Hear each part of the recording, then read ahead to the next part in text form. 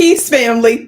Thank you so much for tuning into my channel here at Vicki Dillard.tv, my personal channel. For those of you that are wondering how you can see me more often live, some of you all are used to seeing me on other platforms that I've helped to build, over the years, beloved. But you can see me live typically Tuesday through Thursdays on African Diaspora News Channel. You can download the app because we're on all the major apps, baby, and also on YouTube channel. Yes. And beloved, so be sure to check me out there. I also do international commentary in addition to my lives, so be sure to look for my video broadcast there. Yes, thank you so much. I have missed you all so much, beloved. So thank you so much for joining me here today, family.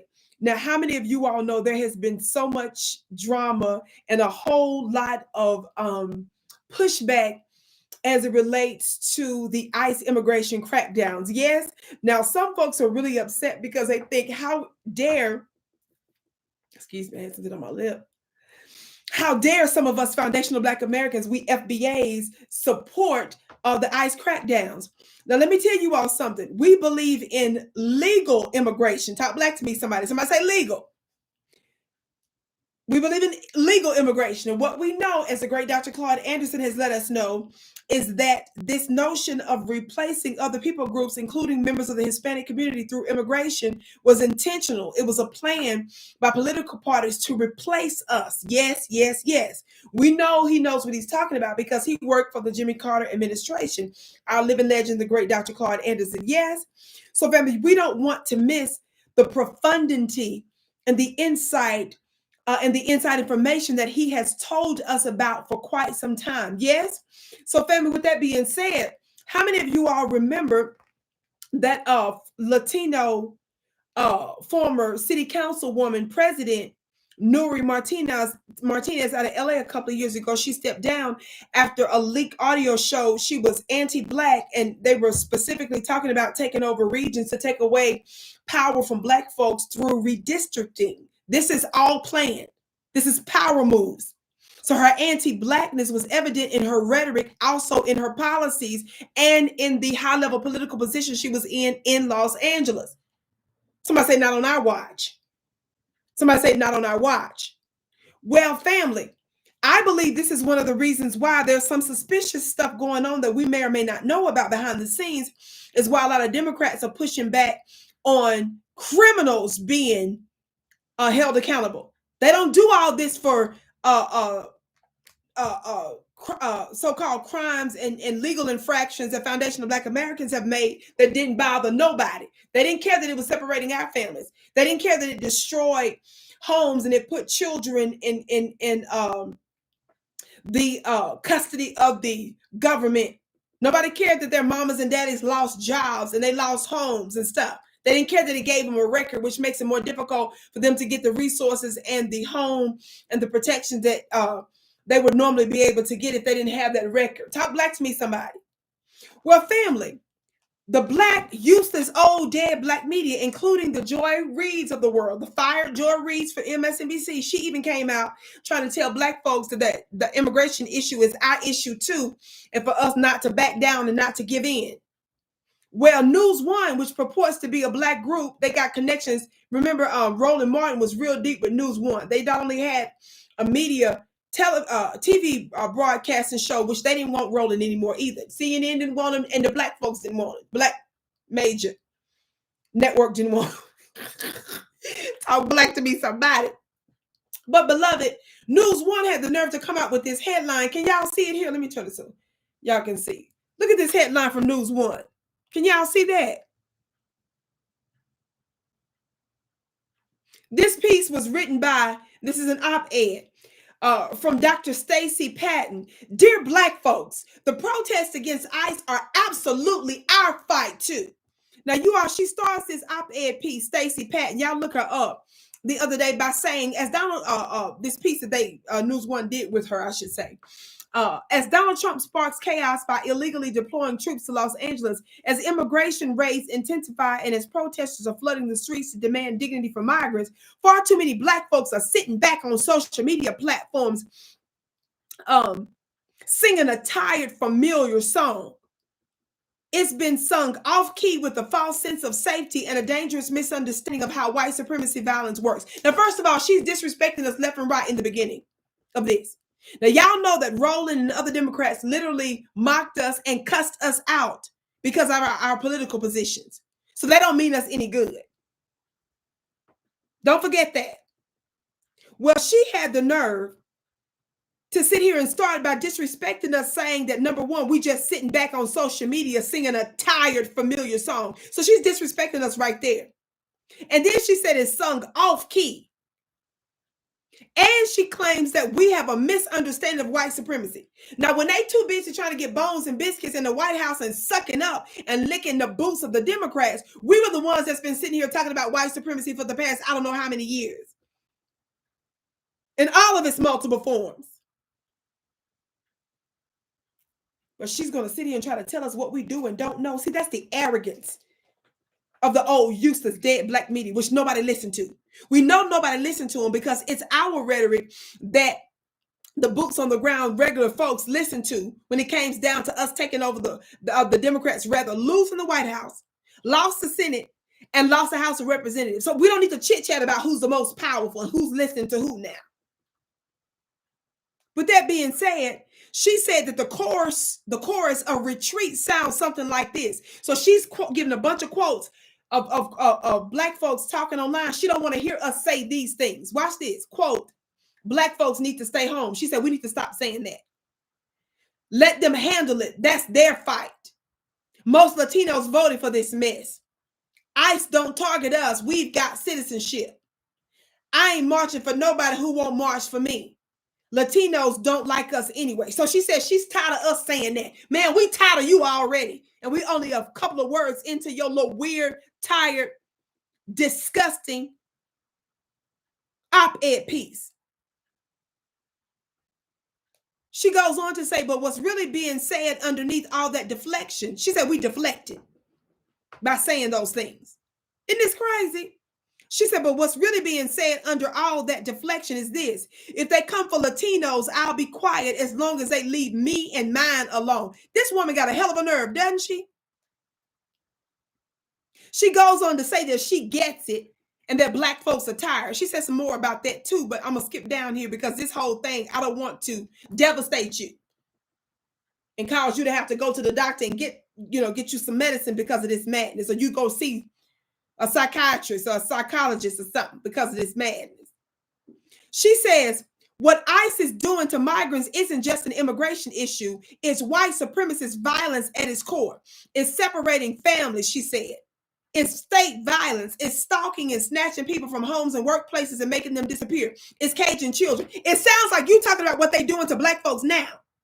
Now, until ours are home, and until white supremacy is dealt with related to Foundation of Black Americans, what the hell we look like prioritizing people that are criminals over us?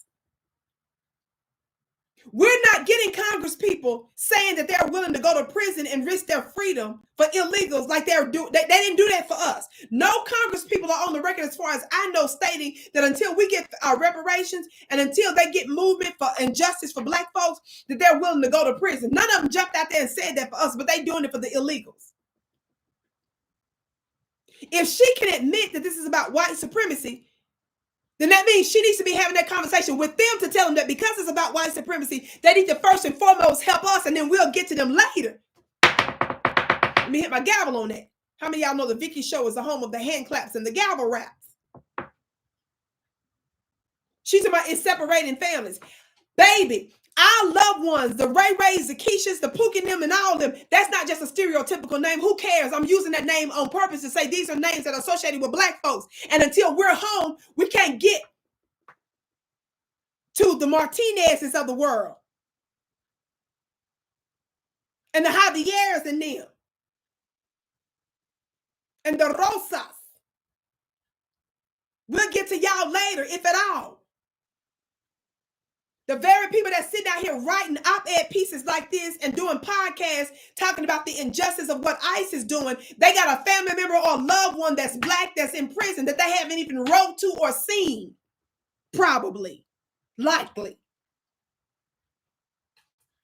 And I think that our family that's behind bars need to be writing and grievances, and they need to be filing all kinds of lawsuits if possible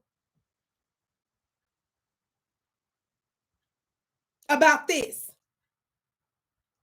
This is some sick, disgusting things. They have an agenda, family. Why are they getting these illegals getting all this energy that we don't get?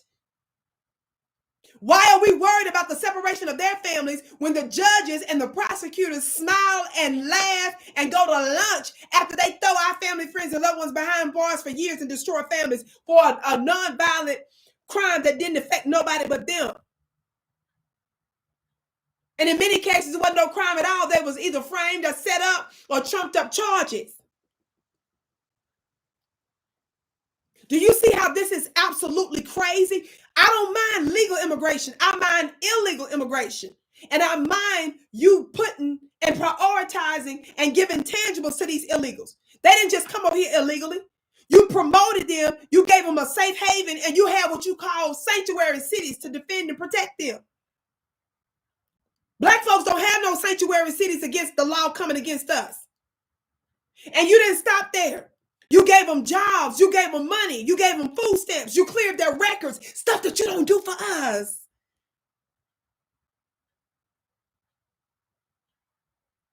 You're showing yourself to be enemies to us. We don't see these kind of op-ed pieces for us today for reparations. Instead, we see folks like the I almost said something right there, the funny looking Roland Martins telling thousands of people around the world that we're simple Simon MFers because we want reparations. You know, he literally said that in the broadcast about us. When we push back and we demand substance and tangibles for us, we see the Democrats plotting against us like they did the Chicago citizens. We see you all trying to shut us out. We see you all trying to prevent us from even dealing with the lawmakers that we helped to put in office.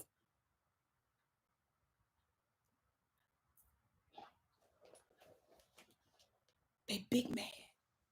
And I need all of us to do whatever we can to support media outlets just like mine that use alternative media.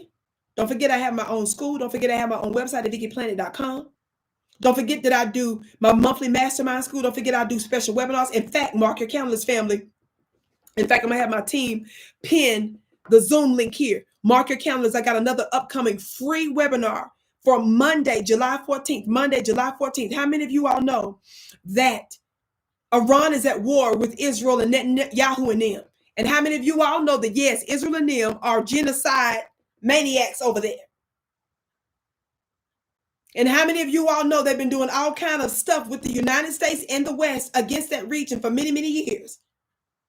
And the most recently, right before Israel attacked them, they lured Iran into the negotiating tables. And while they were negotiating, that's when they took out some of their top heads. And that's when Iran had to respond. And what did the United States do? Trump sent his funny looking self out there and then start to target 3 of their nuclear sites.